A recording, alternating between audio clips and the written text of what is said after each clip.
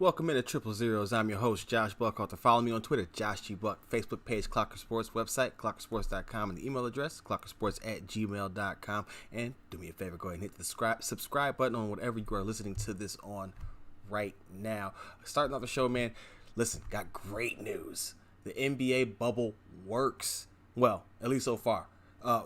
Word is that of the 346 tests that were conducted on players and staff or players inside the bubble, 0 cases of coronavirus. That's a big round of applause necessary right there because, man, the biggest fear, obviously, over the beginning of it at the very least, was that it was going to make its way in and shut things down before it got started. So at least now it looks like they're going to have some games going on. Who knows if they'll get to finish it, but so far the protocols are working, and that is despite some players apparently doing their best to kind of break up the happiness.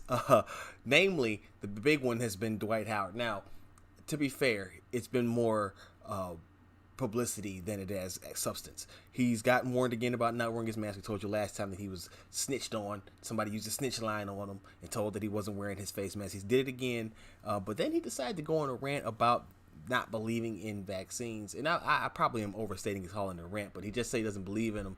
And listen, I was with him on the mask thing. 'Cause his point about the mask was, in the bubble, they're probably as safe as they're going to be. So if there's any place where they don't need to be wearing the mask, probably in the bubble. And you know what? He's got a lot of logic behind that. The vaccine thing is not necessarily something. Listen, that's what you want to do. That's fine. But you are around a lot of other people that clearly the precaution has been taken to make sure that nothing gets in. So you have to wonder about the mentality of somebody that would say that there in this situation. But again, there's no cases. That's all that matters right now. It's a good sign. Hopefully it stays that way. And man, hopefully we get to see some things that we get to see this season finish out and they crown a champion. I don't know how they're going to do it. They're going to be bumping up into the next year no matter what. But man, hopefully they get to finish it because 0 cases, out of 346 tests. That's a very, very welcome development. And other news about not necessarily coronavirus, but that too. The Kings, one of the teams that we thought would be kind of interesting to watch, a young team here getting their start or getting their chance to make some noise in the playoffs, will be without, at least for the time being, Marvin Bagley out, as well as De'Aaron Fox. Both of them are out with injuries. Now, they had 4 players test positive for coronavirus: Buddy Hield, Jabari Parker, Alex Lynn, and Harrison Barnes. Barnes not practicing with the team because he is quarantined, and Rashawn Holmes is also in quarantine because, if you recall, he stepped out to go ahead and meet his Uber driver. Yeah, Kings are not doing, well, they're doing typical King things, but man, this is not a good start for a team that's trying to reverse their recent history and become more of a perennial fixture in the postseason. In other more pertinent news to what's going on in the court, LeBron James spoke and really acknowledged the MVP award. I'm not sure if it's for the first time this season, but at least recently, and he was quite vocal about his opinion on things, and I think that honestly he has a point, and I honestly think that it was a good mix of the Bron. Listen, I've always wanted to see Bron kind of embrace the role fully of being the best, right? He's always kind of had that kind of extra, that humble part to it. Like, he'll brag a little bit, but he tries to play it as cool as possible. I would have liked to seen him gone full villain. Remember when he was in Miami, everybody was hating on him. He kind of embraced that a little bit. I think going back to Cleveland, he kind of got used to being loved again. I always wanted to see him just go full on, be the villain, at least for a little while. But he spoke out about what he would do, or what his feelings were, on the MVP award. And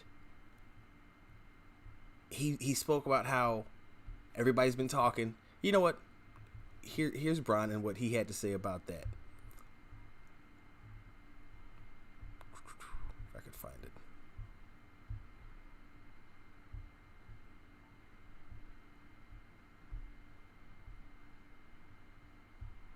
There we go. As far as the MVP race, I think show what I'm capable of doing. Not only individually, but from a team's perspective, us being number 1 in the West. There was a lot about, LeBron can do those things in the East, but if he ever came to the West, what can he do?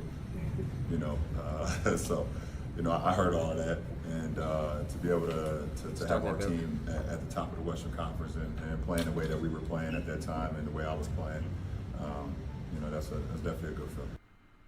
Take that back from the top here one more time. Here's Bron speaking on the MVP award and what he's heard people saying about him in the recent past. Oh, it doesn't want to work.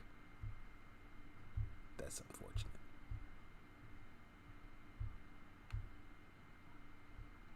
Quite unfortunate. Anyway, Bron spoke out and said that he's as far as the MVP race, I showed what I'm capable of doing. There was a lot of conversation about what LeBron can do in those about LeBron can do those things in the East, but if he ever came to the West, what can he do? I've heard all of that. Basically acknowledging that the MVP race is something that he's not necessarily focused on, but he knows about the chatter about him being. You saw the whole hashtag Washed King and all that leading up to the season and throughout the season. This year, LeBron's averaging 25, 7, and 10, leading the league in assists. Last year was 27, 8, and 8, so it wasn't like he was doing much worse last year. And a lot of people, especially Lakers fans, are arguing for him to be the MVP this year. One of the biggest arguments against him has been his teammate Anthony Davis leading the team in both points and rebounds. Now, I would argue that the rebounds and assists would probably have to be the canceling factor here. I don't know if you compare rebounds to rebounds. Points, AD's got him by a point, and then you got assists for Anthony Davis to rebounds for Bron. Bron gets I don't know. I'm not sure that balances out the way people think that it does when they say, oh, but he's got AD on the team. Now, if you want to argue that it's a loaded team, so the inflated record by having that, by virtue of having those two superstars on the team, will negate each one, that's a different argument. But people are arguing that AD should have a better case for MVP than LeBron. I wouldn't go that far. I just wouldn't go that far. I think that what LeBron does is a lot of what helps AD be who he can be, and is a bigger impact on the record than just AD alone. That's one thing going against him. The other thing going against him, though, is that Giannis and the Bucks have the best record in the NBA. And Giannis is also averaging 29, 13, and 5. Now, Bron is killing the game. I'm not saying he's not, and he's 35 years old. Year 17, we've been seeing that hashtag too. That's incredible. All I'm saying is, this guy's got more points. I just told you how you got to balance out with the AD and LeBron thing. This one is probably a little bit more comparable to AD. He's doing this without a Bron on his team and leading them to the best record in the league. Now, you could talk about how loaded the Bucks are, but the Bucks aren't as loaded, or at least top heavy, as the Lakers are. Maybe they're a better filled out team, but even that's probably debatable because of some decisions that they've, like Malcolm Brogdon letting him go was kind of weird. Anyway, getting sidetracked. The point is, there's a lot working against. So I hear it, and at his age, that's incredible, and they are doing their damn thing. And he's right. People were definitely always saying that, yeah, he can run roughshod through the East. Let's see what he can do in the West, and they are handling business. I'm not sure that equates to an MVP this year, but it's incredible. And what he's doing is very, very impressive. Year 17. Hashtag year 17. In other news, Tobias Harris went full Jeremy Grant. If you recall, last episode we talked about Jeremy Grant, forward for the Denver Nuggets, using his presser to basically give out different variations of arrest the police officers who shot Breonna Taylor. Well, Tobias Harris decided to go into a variation of that. Now, I had the audio prepped up for you, but we have technical difficulties, so whatever. Tobias Harris did something very similar and basically said, it was like a 39-second presser. He said, they asked him about the T-shirts that they have been approved to wear, and he said, no disrespect to the T-shirts and everything like that, but he basically addressed the governor and said that they wanted the officers in that case to be arrested. And kudos to him for sticking on message. I, for one, was kind of skeptical of players being able to do both. I guess this is not necessarily the moment to worry about it because they're not really ramping up the activities yet down there, basketball activities. But it's still nice to see, maybe even more so now in the downtime because it's kind of nothing else to drown it out. Players taking the opportunity to utilize their space, their platform to bring awareness to situations like this. I mean, what are you going to do, stop interviewing players? That's not going to happen. So LeBron shouted him out too, and that was also dope. Josh Hart of the New Orleans Pelicans, formerly of the Lakers, a former Bron teammate actually, wanted to. Well, I'll just tell you. He said he wanted to give women and females a bigger platform. I feel like they haven't had their stories told enough. One, and then two. That's for one, and then for two, just to go to the defend the police aspect of it. Obviously, some people are misled by the defund the police phrase. They think it's just, no police. It is what it is. But it's not. But it's about putting people who are trained for certain situations in those situations. For her, maybe it wasn't having the cops called on her. That cop ended up killing her, actually had several run-ins and knew she was a diagnosed paranoid schizophrenic. So when that's the case, I think someone who's trained in mental illness should go there and, evolve the situation and just kind of help the situation out. Not just police officers who were trained to arrest. That's where the defend the police thing goes, and that's something that definitely resonated with me. This is all basically going back to the whole thing we talked about last time about players wanting there to be more freedom in their expressions that they were allowed to put on the back of their jerseys and feeling limited. Namely, that's the word used by Jaylen Brown of the Boston Celtics about how the NBA gave them that kind of reduced list of what it was that they were going to be able to put on those jerseys. A lot of players didn't appreciate that, and you kind of understand why, and you see that it's not necessarily unique to Jaylen Brown, that a lot of players felt that way, and that the league probably didn't do enough. Apparently, the league didn't do enough to include players in what the messages would be. Probably for fear that they would get some kind of outlandish message that they couldn't control or that they didn't want to have on the jersey, which is a fair concern. But this is turning into be more of a failed and empty attempt. Now, a lot of players are taking advantage of them. Don't get me wrong, but there definitely seems to be a lot of room to have expanded this, and it doesn't seem like the NBA either took interest in it or they plotted out that the negative PR for not expanding it was much better than the possibility of what could come out if they had allowed players to put their own messages. So that's just one of those things that you kind of got to keep an eye on, but it's definitely something to keep an eye on because we've heard more and more about players not necessarily being completely satisfied with the messages that they were able to put up, to put on the back of their jerseys.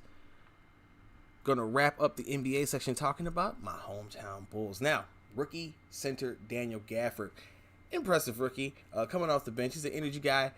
I've kind of talked about him a little bit, not a lot. One thing that I would like to see him work on going forward is his hands, catching the ball, finishing. He's got a lot of energy, very athletic, and I think, and this is something that I've gotten a lot of flack for saying, but I think that he's probably the best center on the best rim protector on the roster right now. I think Wendell is probably the best center because he's best all around. But as far as protecting the rim and defensively, I like what Gafford brings, his again, energy, his ability, his athleticism, and rim protection. Now, that being said, that's not what we're talking about. We're talking about him because he, on his Twitch, decided to speak on Jim Boylen. At first saying that he wouldn't, he was going to type out his answer but wouldn't read it out loud. Then said, never mind, he's going to read the answer. He said, I'm going to answer this question, but I'm not going to read it out loud. As a matter of fact, I will read it out loud. Do you like Jim Boylen? He aight. I don't like him a lot, but he okay. Got some things he can work on. Got some things he can get better at as a person and as a coach. I'm not going to hate on him. I'm not going to hate the man. Now, that's a killer answer. First of all, he busted out some things he can work on as a person. Forget the coach part. He put person first. That's awesome. That's great. That's right up there with that kind of fits in with the Gar Forman, John Paxson mode, and would explain why. And Reinsdorf, who formerly had to hire and kept around Jerry Krause, it definitely fits. You could see that. I could see that. As a coach, it's obvious. I mean, come on. We talked about the shortcomings of the Bulls under Jim Boylen ad nauseum here, so we won't go back into that. But I did think that it was funny that he put person first. On top of that, I like that he said all that and then said, but I'm not going to hate on him. He let it off with he aight. He aight. The rookie is talking very freely. I like it. It's on his Twitch. Here's the thing. Fans, myself included, have been getting kind of antsy waiting for the Bulls to make a decision on Jim Boylen. All we've been told is that they're going to be patient with him. Tony Gill was on this show talking about that. Producer for the Bulls Talk podcast, and he works with guys like Casey Johnson who are very plugged in, and that's kind of the message that Casey was giving too, that they're going to take their time with this. Now, they won't be getting game action, but they're supposed to be trying to set up some kind of scrimmage thing going on with this team so they can see Jimbo. I don't know what they're going to figure out. I don't know what they're going to know.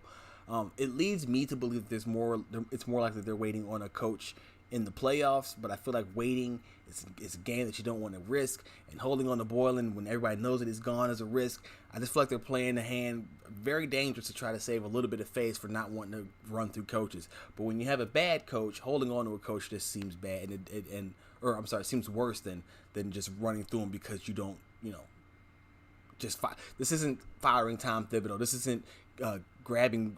Getting to a fist fight, a physical fight with Vinny Del Negro, right? It's not this. And you have multiple players who have told you he's ran in with your leading scorer in Zach. He's ran in with probably your highest ceiling guy in Lauri Markkanen. You had guys questioning their role openly.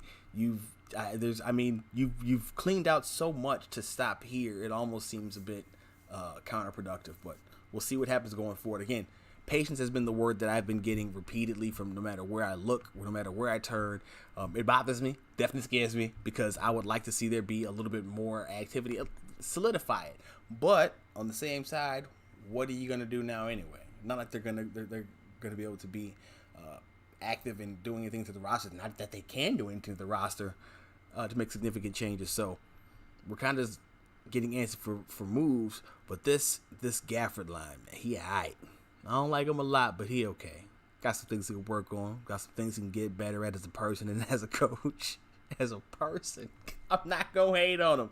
That's the best part. I'm not going to hate on him. Fam. Oh, that's good stuff. That's good stuff right there. Going to take a quick break, and when we come back, going to switch gears and talk about the NFL and their proposal to players. Don't go anywhere. Triple Zeros.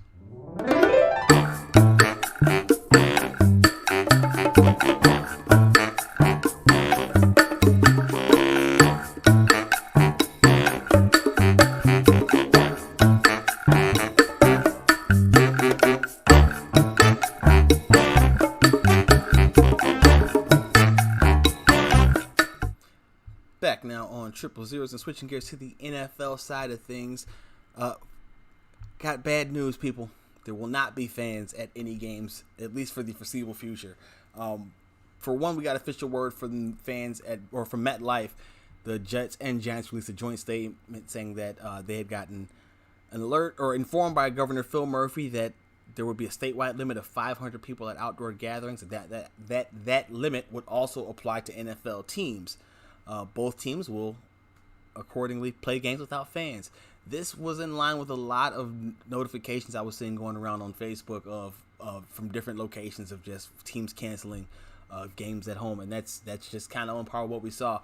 NFL's tried to hold off on making any significant changes, but that is rapidly changing itself as things go a little bit farther. I kind of touched on the last episode about how the NFL is in danger of really dropping the ball here. Now, they've stepped it up a little bit this past day or so, but they had definitely been dragging their feet in terms of having a plan in place and kind of being ahead of this, considering that they are the last of the major four sports to get going and have had so much to kind of take in and base their system off of. Now, that being said, they were proactive, like I just mentioned today, in sending out the PA and the NFL agreed to testing protocols, and among the testing protocols, players would have to register, I believe, consecutive negative tests for a couple of days, and if not, then they had to go back in the cycle. Just typically like the NBA, you can't get into the facility until you are clear. And then they also issued some forms that people would have to fill out, and the forms are lists of symptoms, and if you've experienced them, among those symptoms were loss of taste or smell, shortness of breath, sore throat, headache, chills, cough, muscle pain, achiness, nasal congestion, runny nose, vomiting, diarrhea, and fatigue. Now, that fatigue one, I'm imagining it's going to get checked off pretty quickly. Yeah. And, of course, it's just this typical form. If you've answered yes to any of the above, please provide details below. The other part of the form, have you had a fever at or above 104 degrees Fahrenheit or taken any fever-reducing medications in the last 48 hours? Listen, this is one of the things that I saw joked about with on Twitter, and it's one of those joked about like make you think or type jokes, because it's very plausible. if let's say a player does come down with symptoms on game day, is it really hard to believe that they would take a Tylenol or an Advil? Now, they're going to be getting tested, so I mean, frequently. They're going to be tested daily. One of the things that the players have been wanting and finally got in this agreement today. But is that one of the things that they're going to be testing for? I mean, because how do you differentiate between somebody taking it for that or just a regular headache? I'm not sure what they are taking anyway. So let me not speak as though it's going to automatically be cause a lot of issues, but it just seems like a potential problem when you can't necessarily differentiate between why a person might be taking this, that, or the third. Now, granted, a simple temperature check will be doing will not fix it because that's part of why they took the Tylenol in the first place, to break a fever.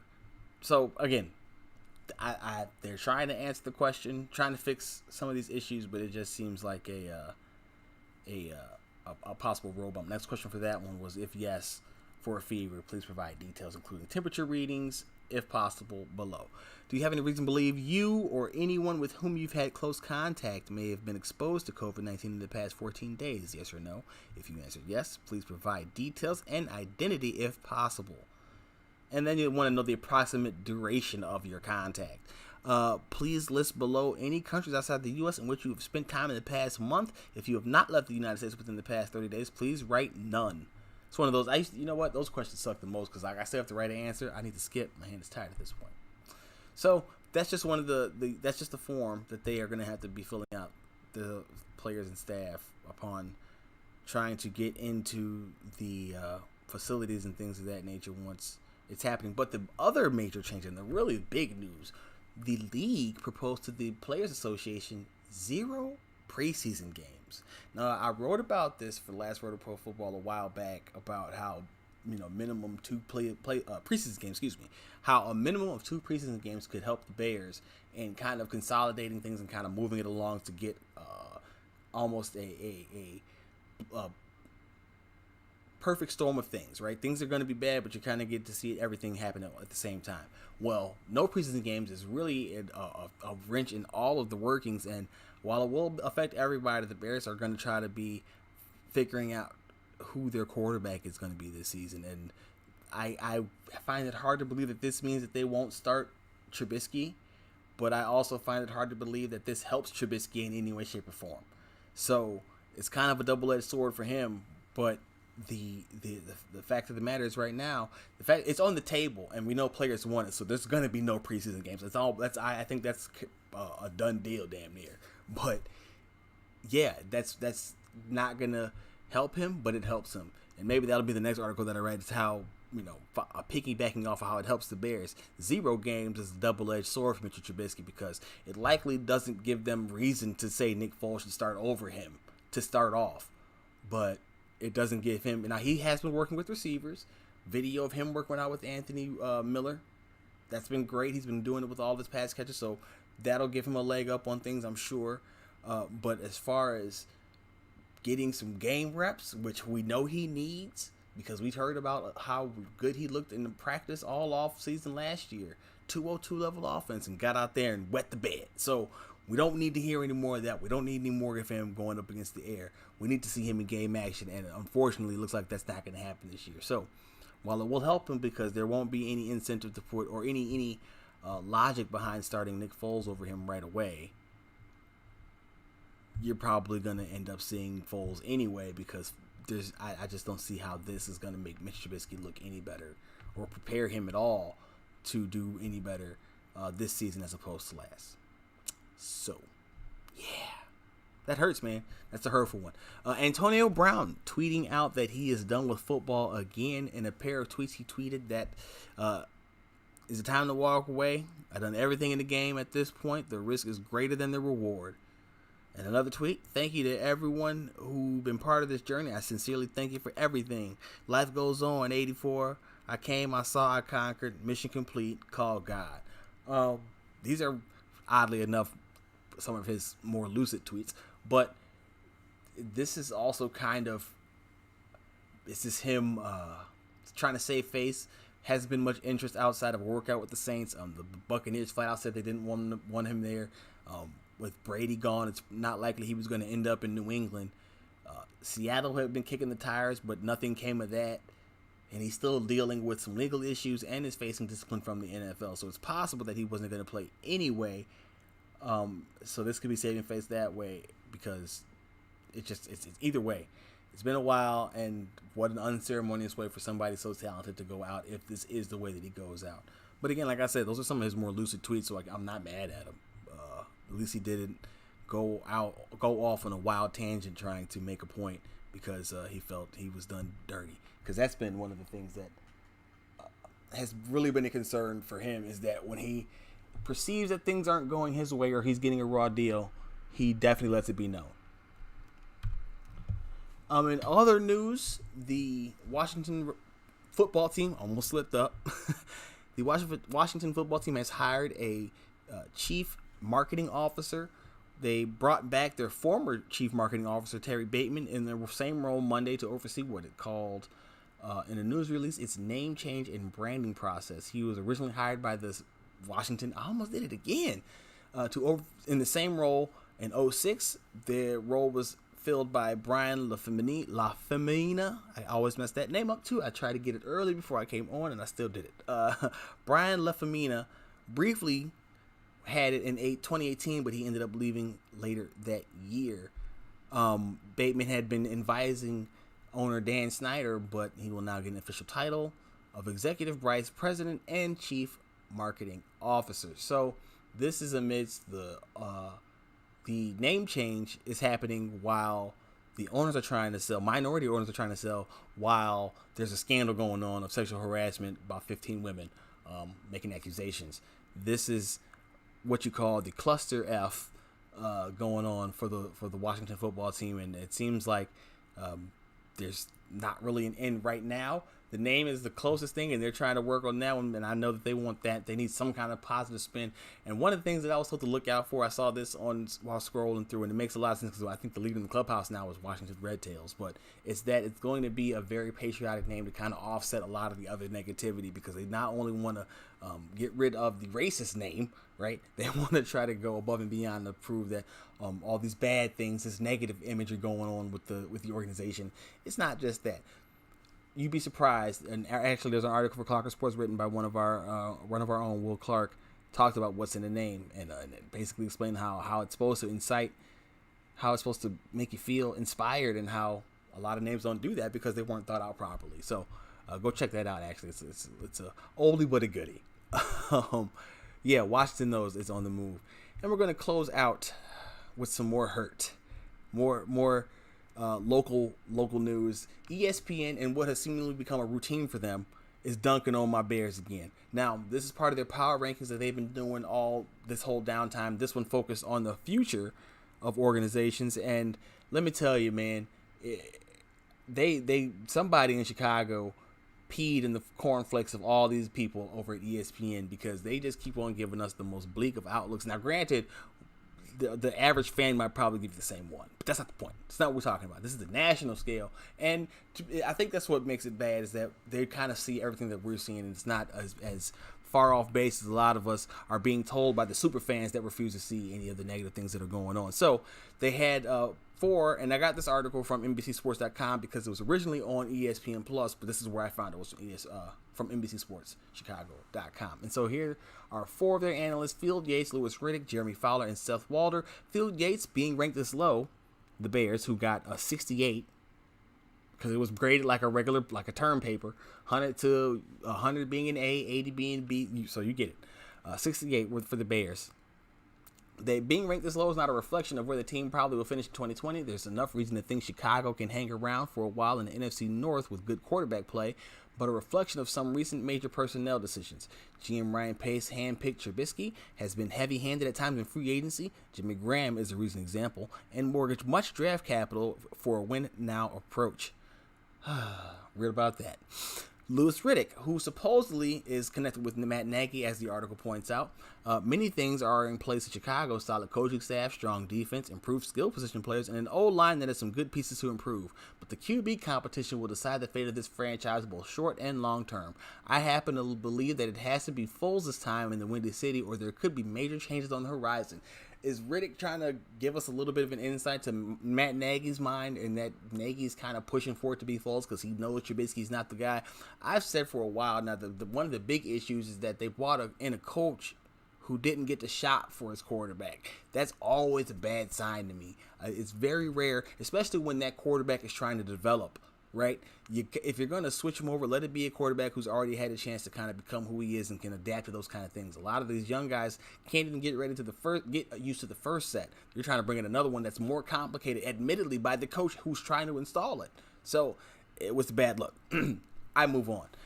Jeremy Fowler, this one is pretty simple. The quarterbacks on the Bears roster in 2020 aren't guaranteed to be the answer for future years. Let's see if Foles and Matt Nagy can reignite their Kansas City chemistry, but if Dak Prescott is available as a 2021 free agent, the Bears will be foolish not to explore that possibility. Two things here. First, the guaranteed part is correct. Even if Foles does do well, I don't see them winning a Super Bowl with him. Maybe they do. I pray that they do, but more than likely, they're going to win more games with him and still fall out of the playoffs, but still not be bad enough to get a good pick. So you're kind of stuck in limbo there. Dak Prescott coming around, though, part 2 of this, makes this interesting. We talked about this last episode about him not getting the long-term deal done with the Cowboys. Now, they could always tag him again next year, and maybe they try to work something out then. Who knows what happens? But if was a fifth, we'd all be drunk. But if he does come available, this could be the situation that I kind of talked about again with the Bulls in that last episode, where they want to set themselves up to kind of be the perfect spot for a superstar to slide in and make it work with what they have around them. The Bears could have something similar where all they need is a quarterback. That's what they've seemingly needed for the past couple of years, at least for the past 2 years. They could get that with Dak Prescott. Now, granted, that probably means that they didn't do well this year coming, and you're going to spend a lot of money. Their cap doesn't look too great. But if that's the case, I'm all for it, and I definitely think that if they have a shot to go get Dak, they definitely need to do it. If they could go do it ahead of time, I'm not sure that you don't mortgage some future to go do it. I'm dead serious. If that's one thing that I would do, listen, if you want to try to save it and you have free reign to do whatever you have to do to save it, mortgage more future and go get Dak Prescott. Trade a couple picks for that. See how that works out for you. If I'm going YOLO, that's what I'm doing. Last but not least, Seth Walder. Foles' cap hit is more than 6 times what New England will pay Cam Newton this year. And that's not counting Foles' 2021 guaranteed roster bonus and the rest of his prorated bonus. That Chicago actually traded a 4th-round pick for Foles instead of waiting for Newton or Winston that was a failure by the front office at the game's most important position. Well, it's a trend, because that's why they're in that situation in the first place, is because they failed at the game's most important position. This is not new. This is a trait. This is what is it? This is a feature, not a flaw, right? So at this point, you kind of have to figure, okay, you're not finding the quarterback in the draft or free agency. This looks like there's going to be we're heading for a major rebuild. That's terrifying. Now, that's the outside looking in, and here I'm a lot more optimistic than that. I think that they can do it. I'm not sure that they will do it, because I think, again, the quarterback is going to hurt them. And each of the 5 categories that they were ranked in, roster, Bears ranked 20th, quarterbacking, 31st, coaching, 22nd, to show you where they are leading and who was to blame for last year, drafting, 32nd, and front office, 30th. So not only are they blaming Trubisky for the failures more than they're blaming Matt Nagy, but they're putting a lot more of the failures on Pace. I would agree with that. I'm not sure exactly if that means that Nagy is better, but I definitely think it means that we don't have a good enough read on him to necessarily say that he's good or bad yet, because we know that Pace is not great at drafting, and we've seen that Mr. Trubisky's not really that good at quarterbacking, so we're kind of stuck in between to figure out what's good or bad about Matt Nagy. He's definitely seemed rigid, but those who have paid attention and heard him speak have also heard him say that he's tried to pare that offense down to the bare bones, and it just wasn't getting it done. And that's why the Bears are where they are now, with 2 quarterbacks, which typically means that you have none. Which brings me back to the whole point of, damn, this is not going to be a fun season. That's going to do it for this episode of Triple Zeros. Be sure to check out The Right Man on PippinAintEasy.com, LastWordOnProFootball.com, and ClockWorkSports.com. I'm your host, Josh G. Buck. Damn, I always do that. I'm your host, Josh Buckalter. Follow me on Twitter, Josh G. Buck, Facebook page, Clocker Sports website, ClockerSports.com, email address, ClockerSports@gmail.com. Until the very next time, man, I am gone.